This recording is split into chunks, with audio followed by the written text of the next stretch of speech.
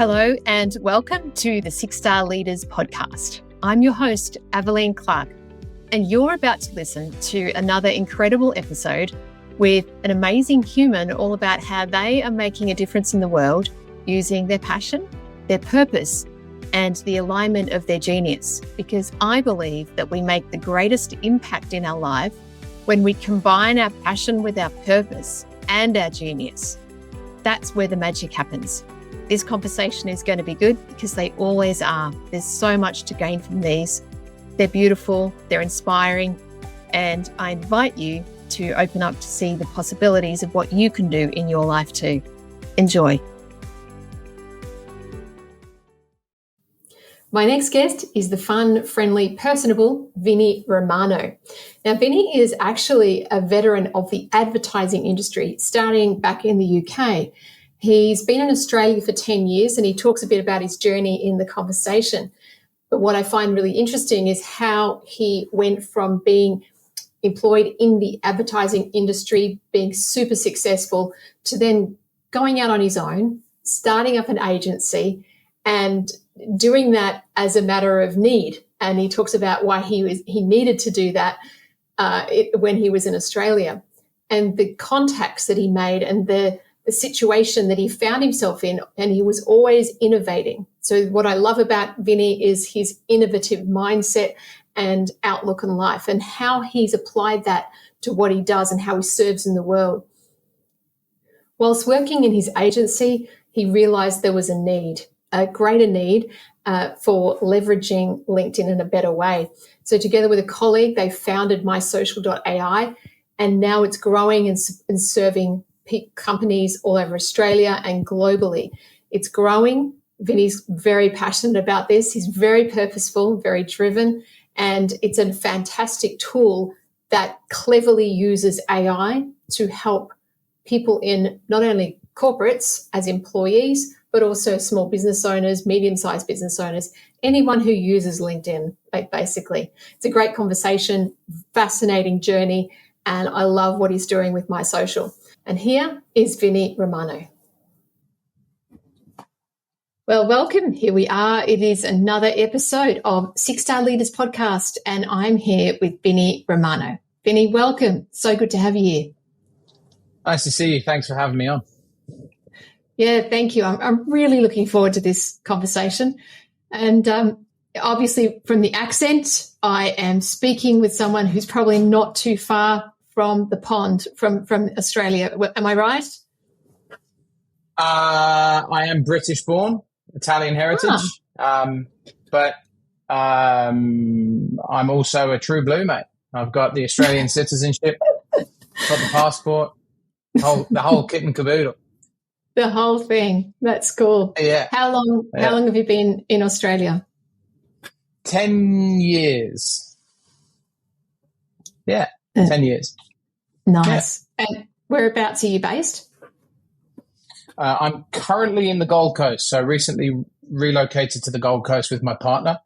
That was just under a year ago, and loving every minute of it. That's great. It is beautiful. Yeah. Oh, wonderful. Well, I do miss my friends, and I do miss my friends and being able to catch up with my professional connections in Sydney, which is where I spent the majority of my tenure here in Australia. But nothing that a quick video call doesn't fix. That's right. Or an organised get together where they get a chance to escape the big city, and that's right. Exactly. Yeah. I have one spare bedroom. First come, first serve. That's all you need. Yeah. Well, it's time to get to know you a bit better. And I always like to ask my guests, first of all, who do you serve and how do you serve them? Okay. So I am one of the co-founders and the chief marketing officer of a SaaS product called mysocial.ai. Mysocial.ai is a tool that connects to your personal LinkedIn profile. It understands who you are as a professional. It gets to understand who the audience that you want to engage with through content creation. It understands who that audience is as professionals. It surfaces you up content from across the web, gives you thought starters for content creation from your personal professional profile. It uses AI to draft the post for you with a component of learning your tone of voice, learning what tone of voice that your audience engages most with through the machine learning capabilities that we have embedded. And then it schedules the post for you at the best time to post based on your audience traffic on LinkedIn. And so to your question, who is it that we serve? The short answer is anyone with a LinkedIn profile can use our product. Who we are making a lot of headway with are multiple people that sit within your sales, your marketing, or your HR teams within an organization, anywhere from a medium to a large to an enterprise-sized organization, whereby multiple accounts can be connected to what is otherwise known as a social selling program.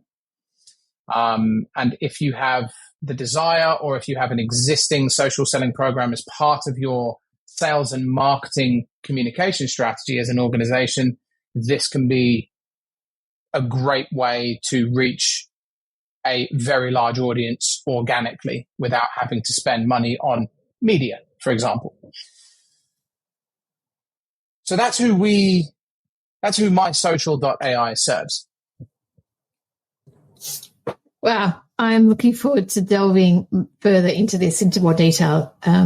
It's very, very exciting. Vinnie, I'm sure you didn't wake up, when you were a little boy and said, one day I'm going to grow up and I'm going to be a co-founder of a revolutionary technology, social media AI tool. So there's obviously a journey that's brought you to where you are today. And I'd love to learn about that journey. If you could share whatever that journey looks like with us. I'm fascinated. No, it's interesting. I've been asked to be interviewed by a few people on this particular topic in the past, one of which that comes to mind was the University of Sydney and the Innovation and Entrepreneurship Master's Program that they have there at the University of Sydney, whereby students are embarking on understanding what innovation and entrepreneurship specifically is defined as. And that was a recent suite of interviews, and it's a similar question that I received then. And when I was asked, how do I define an entrepreneur? Well, it comes from the French word it's French by origin, but it comes from the same lineage of the word as enterprise. And enterprise means to do, to produce effectively. And what defines an entrepreneur, when you look at it through that lens, I'm very much a doer. And so to your question around, I didn't wake up one day and dream up that I would be a founder of an innovative tech business. What did come to mind was I've always been a doer. I've always been a doer because I believe that action is what gets you to where you're trying to get to. And if you don't act, how are you going to arrive there? I use the same analogy when we're talking about, well, if you want to get from point A to point B in a car, you have to do something to get there.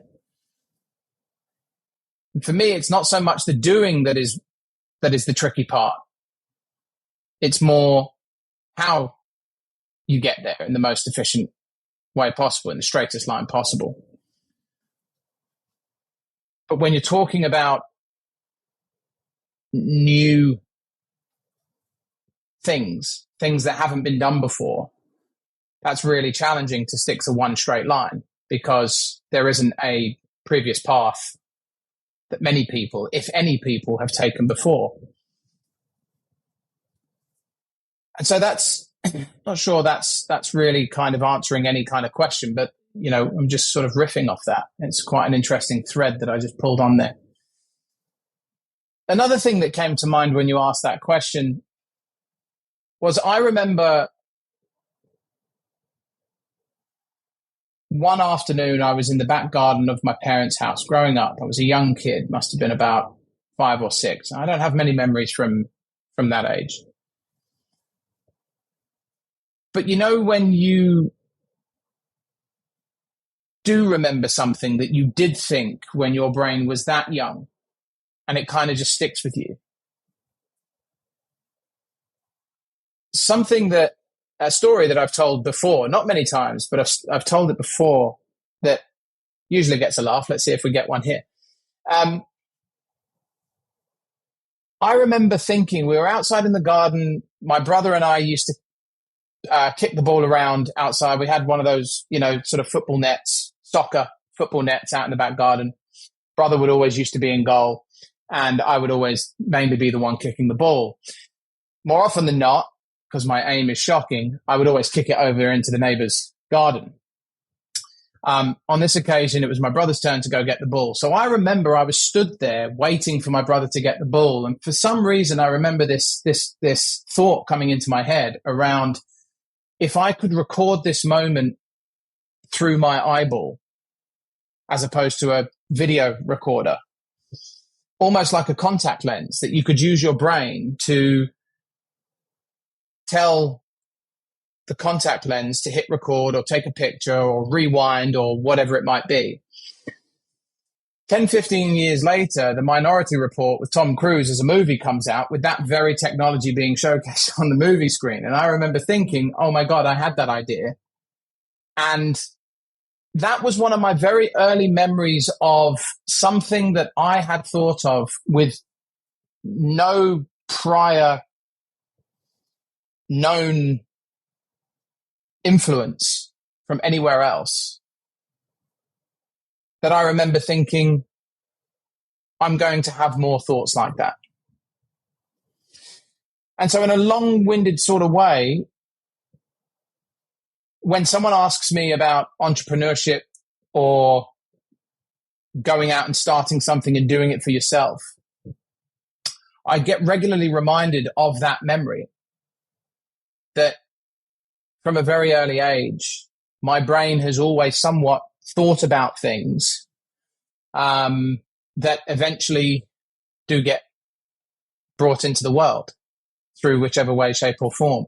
And I suppose it's not a brag in any stretch of the imagination. It's more of a, well, I missed that opportunity. Let's see if I can nail one and actually bring something that I do think of into the world and execute on it. And that's where the doing comes from. So yeah, I'm not sure where I was going with that, but that's kind of just like a bit of an insight into where my brain went when you asked that question. Do you want me to talk about like a bit of it? Sorry, please. I was going to ask, did it ever happen again? Have you had other moments where you've had a thought about something and then you've seen it materialize somewhere else? I have, but none that have really resonated as strongly as that moment. Nothing that you know you speak of that people are going to kind of, you know, not an example that I can remember to share, but I remember it happening again. Yes, I remember it happening again. Yeah.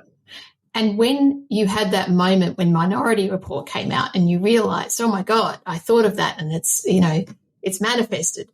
Did you also clock the belief that you could create something or think up an idea that could be brought to life? Well, the first thought that came to my head was that they owe me money because it was my idea first. But the but definitely, definitely the second thought that came to mind was, huh, okay, that's interesting.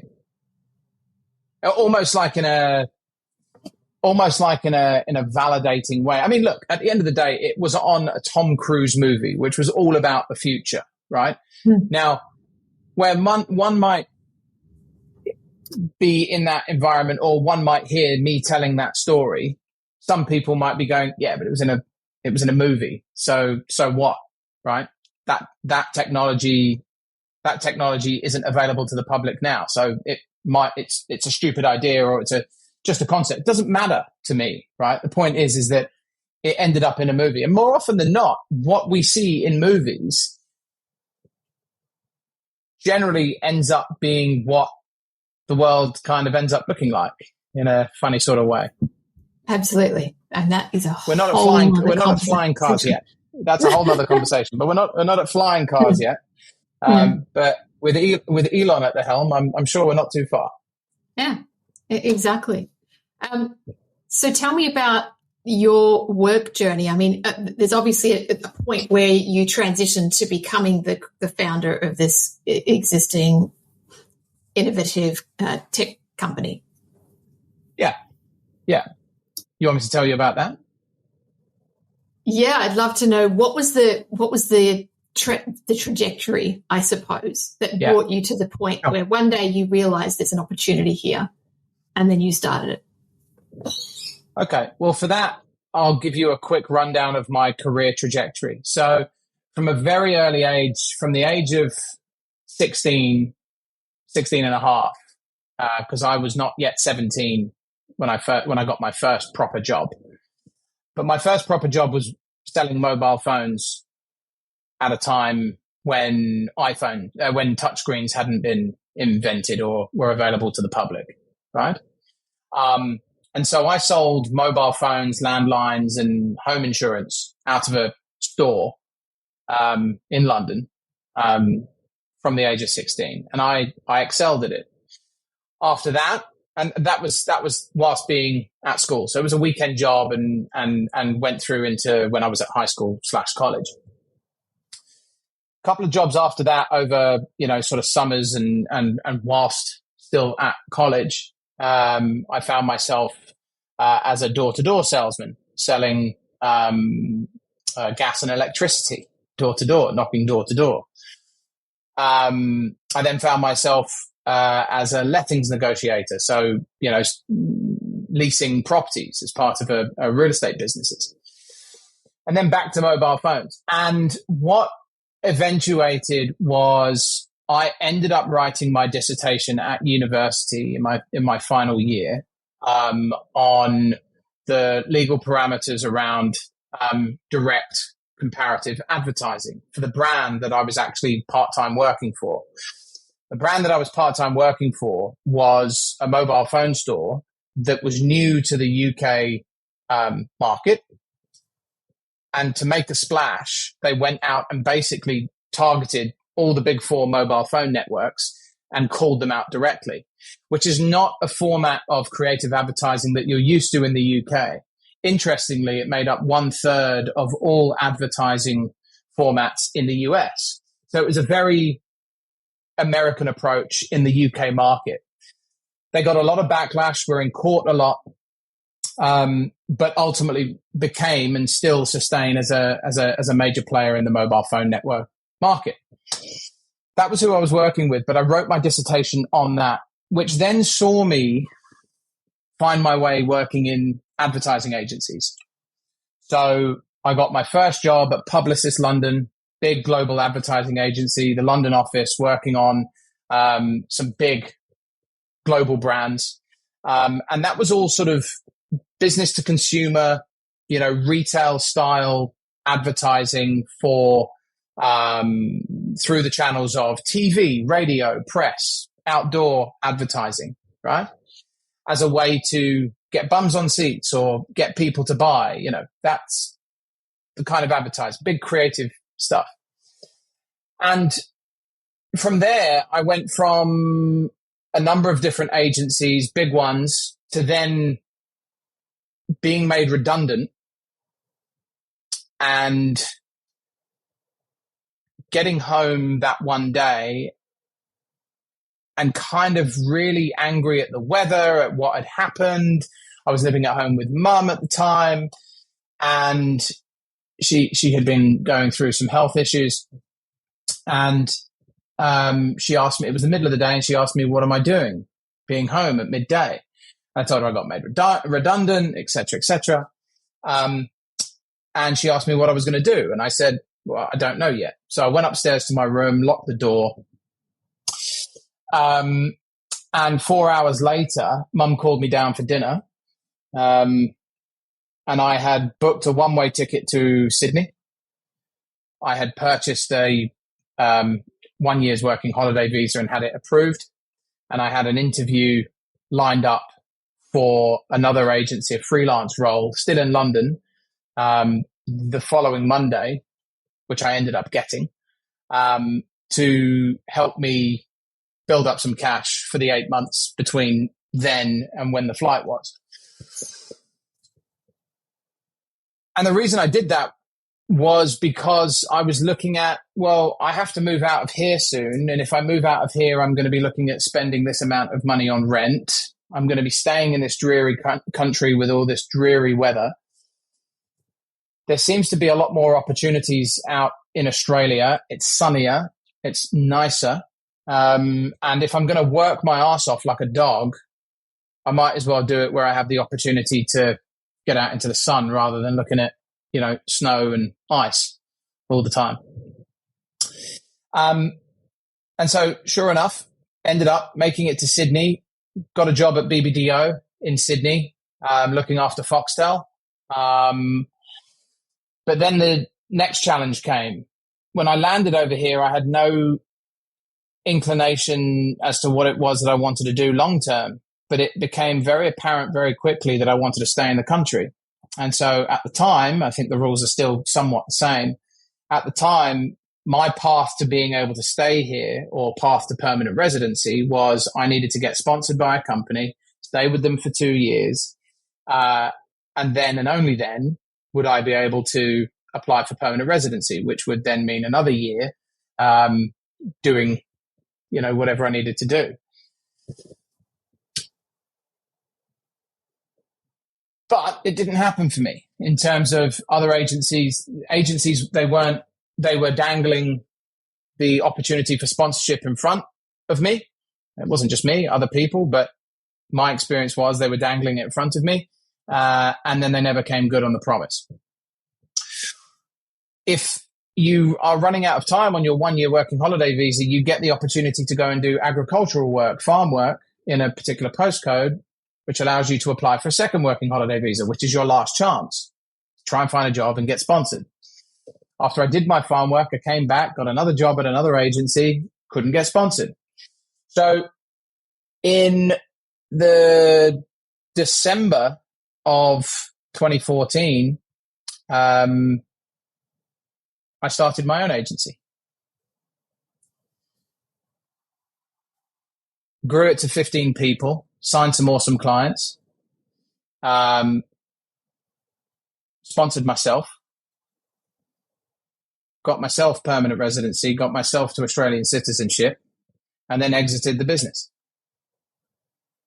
And that was 5 years. That's the longest employment that I've ever had. So I think to align back to kind of what your original question was, is that what I found through that process was not only did I make some great relationships with great people that I'm still working with to this very day, I ultimately realized that getting paid in trade for my time to build someone else's dream was not something I was any longer interested in doing. Prior to that, I dabbled with 2 other business opportunities. They failed really badly, but only because I didn't know what I was doing. With the agency that I started, I can't honestly stand here and confess that I knew absolutely everything, that I knew what I was doing, but I had had significant experience to kind of, from the failures from before and from the experience that I had working in agencies, that ultimately enabled and empowered me and therefore my team to be successful for those 5-6 years. When I exited the business, I then thought, okay, well, what do I do now? So I looked at what are the constants over the past 5-6 years, 7 years that I've been here. The things that always sort of saw me get out of a rough spot were my knowledge and my network. One of the services that we did at my agency was creating social selling programs for busy executives in these large organizations that we were working for. And so what I did was I applied that same thinking that we did for our clients to me and my personal brand, my professional brand. That agency that I owned was an official content marketing partner of LinkedIn. And I looked around me and I saw all my friends, all people that I was hanging out with, just constantly on their phones, on other social media platforms, kind of just not really doing anything with their time. And that's not an opportunity for, say, have me stand on my high horse and go, oh, well, I'm better than all of them. That's not what I'm saying. What I'm saying is that I wanted to do that too. But I found that it wasn't productive enough. I found that I wasn't going to get anywhere. I wasn't going to be able to do anything by investing my time into that type of activity in that kind of way. So I took my knowledge and I took my network and I brought them together. I became a consultant, and ultimately I was trying to help smaller size businesses align their sales and their marketing. But one of the services that I was doing alongside building my professional brand, I was offering that as a service, building others' professional brands, which became really successful. After about 2 years of doing that, bearing in mind that was something that came out of COVID, that happened whilst through COVID. Whilst doing that, I reconnected with my now co-founder, Wayne O'Brien, who at the time when I met him, I was at my agency and he was the digital and social media marketing lead for Microsoft Australia. We had done a bit of work with Microsoft. I was chasing him when I was back in that agency trying to get their social selling business off of him. He never gave it to me. We still laugh about that to this day because he was quite simply responsible for leading that whole process. So he didn't need anyone. We reconnected whilst I was a consultant. He had left Microsoft. He had become a consultant. And we chewed the fat to see how we could work together as consultants. He said to me that he was looking to productize something. And I said to him, well, actually, interestingly enough, I've got this process, which is quite lengthy, quite complicated. I've actually moved up to Brisbane at this point to get away from the noise, to put my head down and really dig deep into this process and understand how can we automate parts of this process and productize this process at a fraction of the cost. So we got to work. We incorporated the business 3 months later. We did have other gigs going at the same time. But ultimately we started picking up clients and business and proving product market fit every corner that we turned. And now we're 25 grand monthly recurring revenue business with both co-founders full-time employed with full salaries and living and working remotely and catching up when we need to and signing business and having a great deal of fun along the way. I mean, Wayne's flying up to the Gold Coast next week for us to do a 2-day retreat to, throw some Post-it notes up on the wall and really dig into, okay, well, we've been going now for 3 years. What have we learned? What is it that we can distill? What is it that we can kind of further automate? What is it that we can get rid of? What's taking up too much time with not a great margin, with not great margins, with not a great yield? That's a really long-winded way of arriving at how I've arrived at where I've arrived at. So.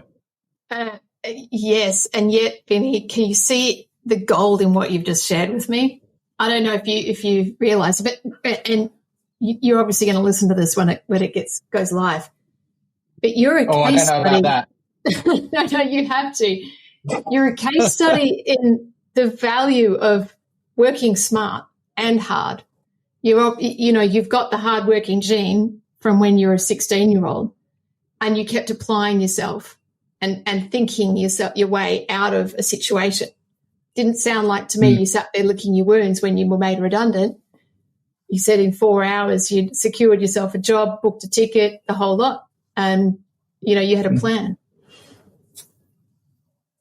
Is your nature to make improvements and innovate? Is that a natural part of who you are? I think so. Yeah. Interestingly enough, catching up with my co-founder Wayne yesterday, he asked me, "What do I want to do more of?" And I said, the thing that really excites me and gets me up every day is the ability to innovate and provide something of great value to a certain subset of people in the professional community. But I think a big part of that is being able to innovate and bringing those thoughts, understanding what works, what doesn't, trying a few things, and seeing what sticks. Because otherwise, how do you know?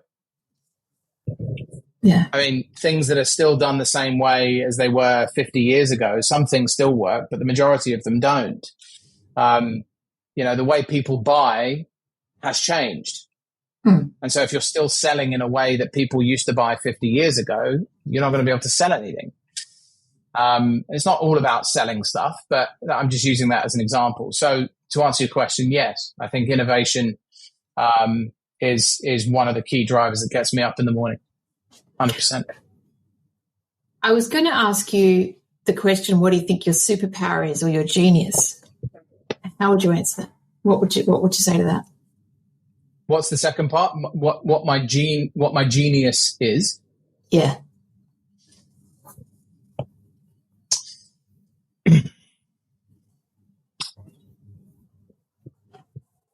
I would say it's a slightly different question from what came into my head. So I want to say that I think I'm very good at identifying opportunities that others don't identify. And that doesn't come naturally. I think that comes from the ability to find the thing that works for you, to put yourself in that position to be able to do that. And I'll go on to say that the thing that you can see me behind my back is basically my brain mapped out onto a wall. One of the lessons that I learned really early on throughout my professional career was not to let ideas sit in your head for too long and take up real estate. If you have an idea for something, get it out, whether it's writing it down on a notebook, a piece of paper, or making a wall like this. And then it's out. And then you don't have to think about it anymore. You know it's there. Some things make it to the I'm not sure pile and eventually make it to the bin, right? Sometimes that happens over a matter of days. Sometimes that happens over a matter of months. Sometimes I look at something and go, no, I'm just going to keep that there for a minute because I think there could still be value in that. But eventually it ends up in the bin. This is an ongoing thing that I do. I just have this there. I have a couch that I turn around, I sit and I look at that wall and I understand what's on that wall. And I come back to it whenever I have a new idea and I think, that could be something that could go here, or that could be something that could go here. And without the context as to what all those categories are, I'm trying to answer your question, which was, what do you think your superpower is? And I would say that I have a good ability to identify an opportunity that is not necessarily thought about by the masses, but because I don't have my mind filled with crap, clutter. So my mind, I'm trying to stay clear-minded. And that's my process, how I do it. Mm. Thank you for sharing that.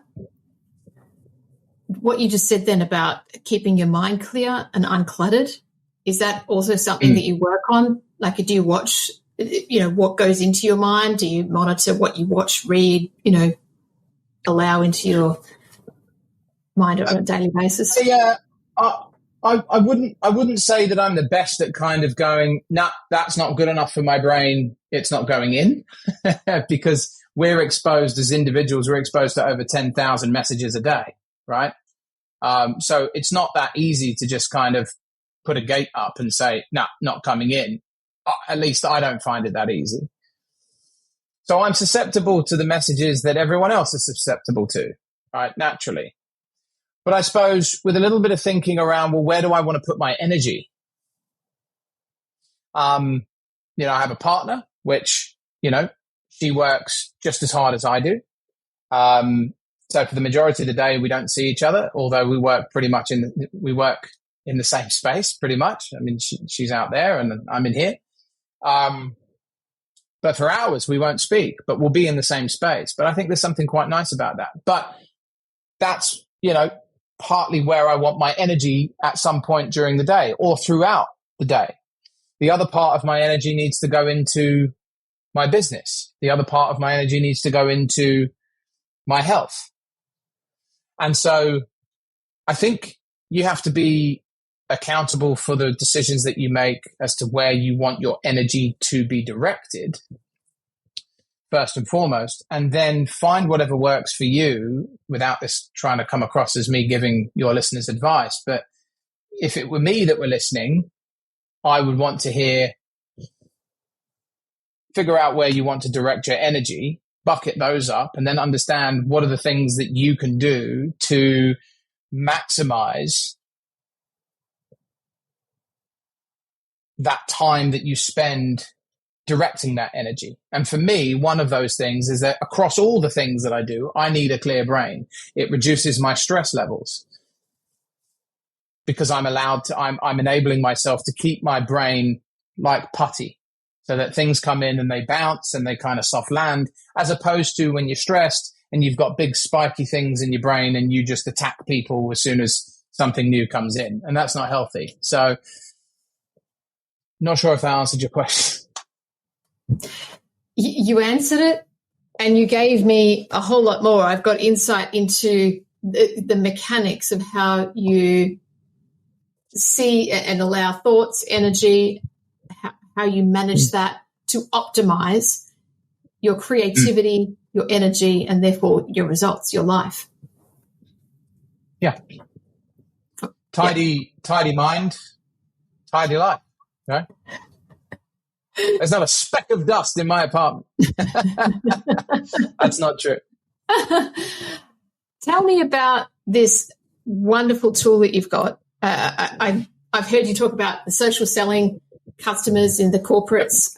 I'm sure there's some entrepreneurs listening to this who would be very interested in this as well. And I know that from our previous conversations, it is something that anyone can use. Like you said, anyone with a LinkedIn account. But I'd love you to now just talk to me about how revolutionary or innovative this thing is, where do you see it going, and what you hope to achieve with it. Sure. So I said before that the people that I serve if you have a LinkedIn profile, you have a LinkedIn account, you have access to my social. But we do find that we have greater quality conversations with the subset of people that I spoke of. The subset of people that I speak to and have therefore better quality levels of conversations with generally tend to fall into a category of people that understand that it's important to create consistent, authentic, and relevant content from their personal profiles en masse as a business, but it all starts with the individual. So they understand that it's important, but they don't know where to start. what it is that we are bringing under one roof, I wouldn't necessarily say it's the most innovative idea there is. It's really just a case of, well, we've done these programs manually for a number of different people and, various team sizes. And so long as they understand that this is important, we can offer that service. Prior, we'd have to charge them a lot of money. We figured out a way to bring technology all together under one roof, technology that currently exists under one roof, to be able to provide that service, not just for the people that could afford it when we were charging through the nose. And when I say we were charging through the nose, I don't mean because we could, I mean because we had to, because of the amount of people and resources that had to go into making it a success. Now, not so many people need to go into the process. So we can offer that service at a fraction of the cost. So do I think it's wildly innovative as it currently stands? My answer would be no. Where we want to take it, however, I think could have ultimately a tectonic shift on how B2B and B2C marketing and sales end up being done and being successful. To crystallize effectively what it is that we enable is we enable the individual at a professional level to consistently be able to show up with authenticity and relevance so as to remain top of mind more often with the audience that they wish to serve. That dovetails nicely into the fact that because it's their LinkedIn profiles, their profiles are intrinsically tied to their corporations or their organization's company page, not like any other social media platform. And the mindset that people land on when they go to LinkedIn, as opposed to any other social media platform, is that they arrive with an intent-driven mindset to either consume or contribute to the wider body of public knowledge. And it's more professional. So it's a more trusted platform. There's little to zero hate speech or bullying on the platform. So it's a safer space. And so what we want to do is uplift the individuals, but by association, provide the organizations with a way of being able to encourage their individuals to actually share content, so long as the individual feels like that they're along for the journey themselves. You do that en masse. Ultimately, you're turning your individuals into your micro influencers in market with the people that they're connected to. So it's ultimately free advertising through the lens and through the mouths of the people that work at the organization, as opposed to it being company branded content. Again, bit of a tangent. Not sure if I answered your question.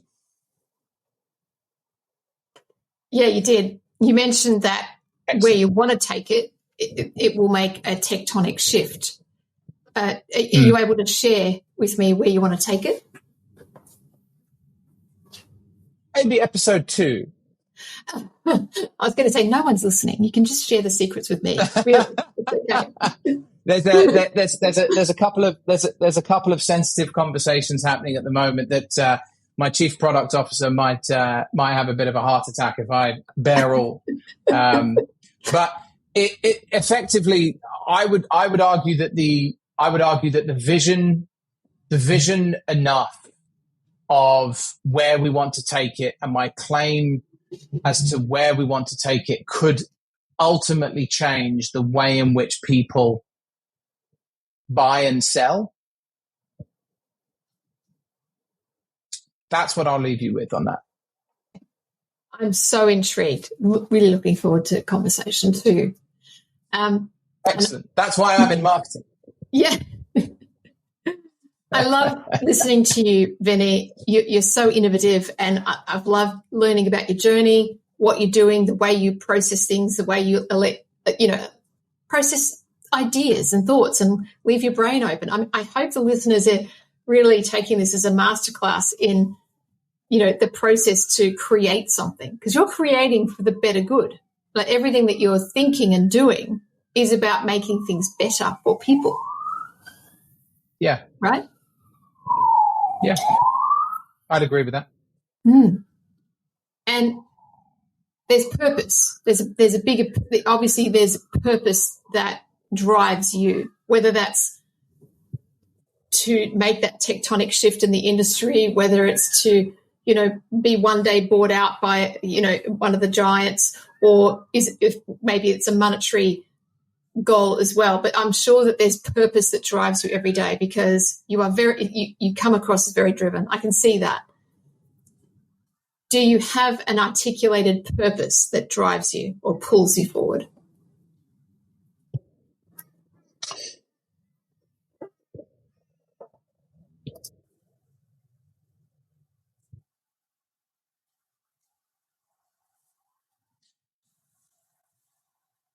Since a young age, I was always terrible with money. My parents always used to say, "You're not saving. You're not saving. You're just living paycheck to paycheck." My brother, older brother, was always very good at saving. He was one of the smartest people I know. He seemed to win the acceptance and validation of my parents through my eyes. We lost our parents, both of them, not so long ago. And I think that if I had a motivation whilst they were still here, I don't think it was truly amplified or able to be articulated until we did lose them, or speaking from my perspective, until I lost them.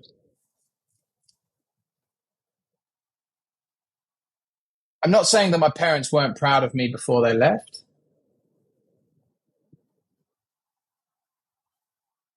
But there's an element of that sticks with me in terms of,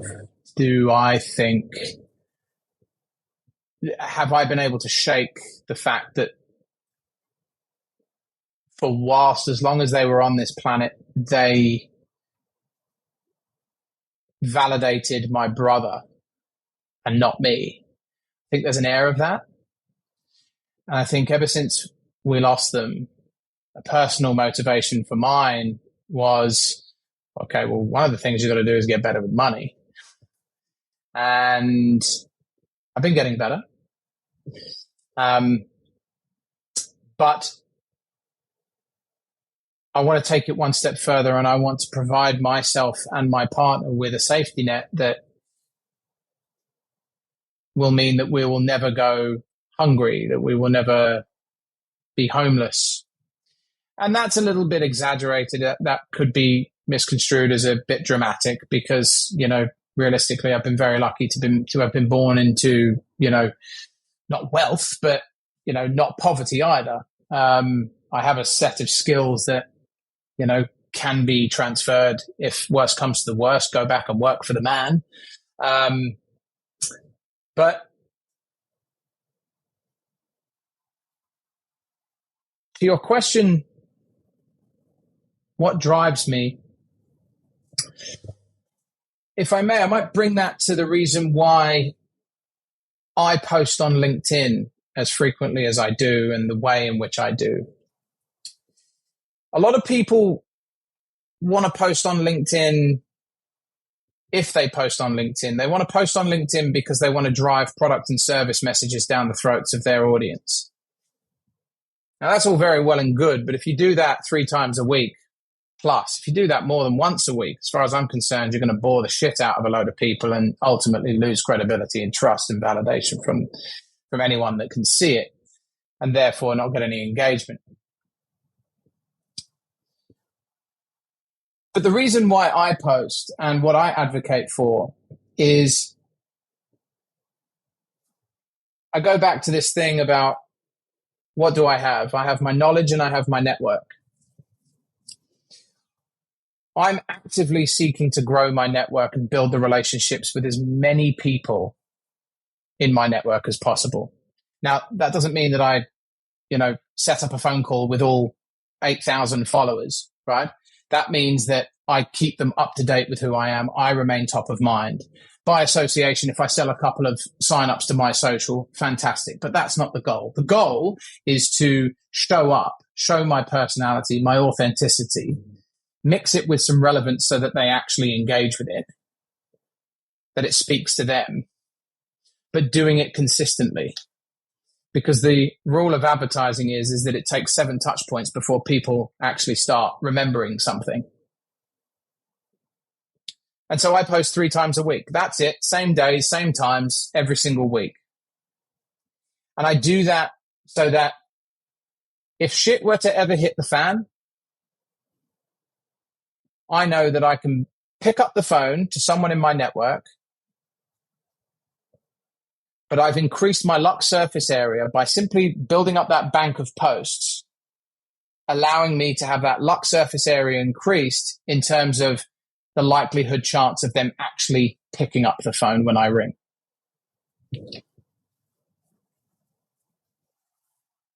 That's my motivation.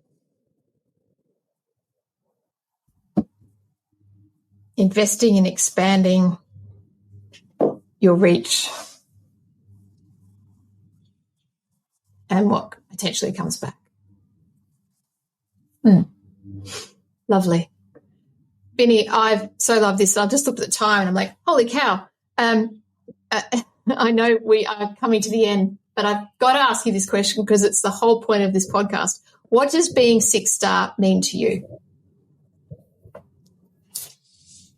I think being 6-star to me, and I don't know if I this is something that I strive to have.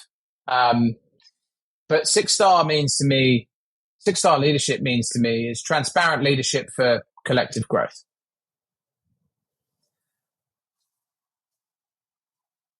If you want to be a leader, people have to be prepared to follow you. Otherwise, you're not leading anyone or anything, right? So in order to gain followership, you need to build trust. And in order for your leadership to be amplified, you need to have that trust at scale. If you can have transparent leadership where your followers see your thinking behind why you are leading in such the way that you are, and you can bring them along for the journey, I believe everyone can grow and get to where they want to get to at the same time. Nice quote. Forget who says it, but if you want to go far, go. If you want to go fast, go alone. If you want to go far, go together.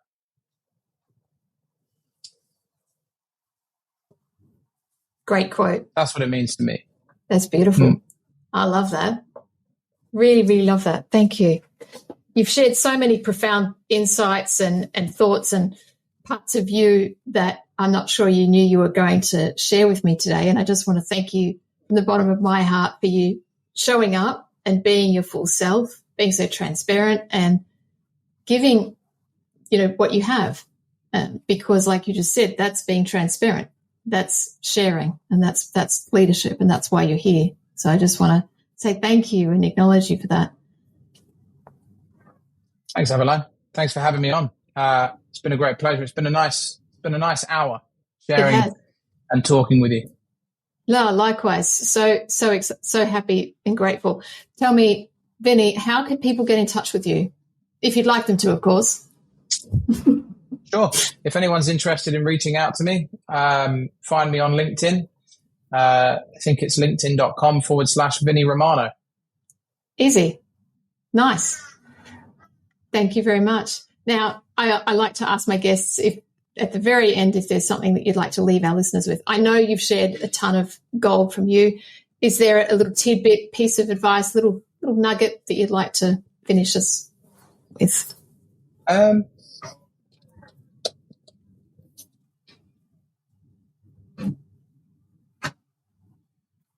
whatever you do, try to have fun with it. Yeah. Or if you're not having fun, seek out what you find fun and do that professionally. Find a job that you don't, find a role that you don't call in sick to work to. Yeah. Yeah. I like that very much. I don't know. I mean, depends who's listening. Thanks, Vinnie. That's beautiful. Really gold. Thanks, I'm Evelyn. really grateful, and I'm looking forward to connecting with you very soon. And have a wonderful day. Really appreciate you. No problem. Take care. I hope you've enjoyed this episode as much as I did in hosting it. So please rate, review, and leave us a comment below. And finally, also, I'd love you to share it with a friend, someone who you think would get something positive from it, someone who would enjoy it. You know, we're here for each other, so please share the love. If you'd like to reach out and talk to me and learn about how you can make a bigger difference in the world by serving the ideal clients that you have with purpose, please get in contact over at journeypoint.com.au. See you on the next episode of 6 Star Leaders Podcast.